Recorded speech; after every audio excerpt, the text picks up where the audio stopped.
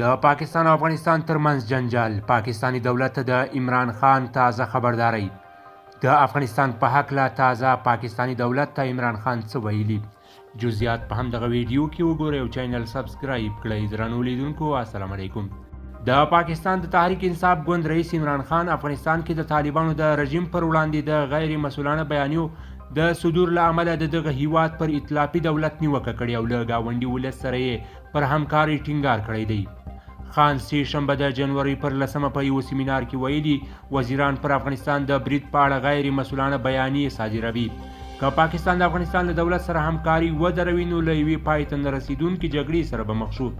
د پاکستان مخکینی لومړي وزیر ویلي چې پوځي عملیات د سولې د هوکړلیک یوه برخه کیدای شي او په یوازیتوب سره به هیڅکله پایله ونه لري، ځکه د په وینا د پاکستان دولت باید په خپله خاوره کې له ترهګریزو فعالیتونو د مخنیوي لپاره له طالبانو سره تعامل ولري.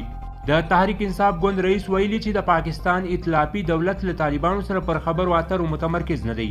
هغه زیاته کړې چې د پاکستان د لومړي وزیر بلاول بوټو زرداري لومړنی بهرنی سفر باید افغانستان ته وي. هغه ویلي کله چې امریکا افغانستان پرېښود موږ یو ښه فرصت درلود، موږ هڅه وکړه ترڅو چې کولی شو د اشرف غني له حکومت سره خپلې اړیکې ښې کړو او د افغانستان په چارو کې لاسوهنه ونه کړو.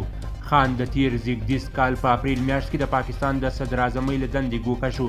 هغه د پاکستاني دولت غوښتي و چې د طالبانو له دولت سره تعامل وکړي او هغوی څنډې ته نه کړي، ځکه د په اند له طالبانو سره له تعامله ډډه کول نه یوازې د سیمه ییزو پایلو لامل ګرځي بلکې پر نړۍ به هم اغیزه ولري.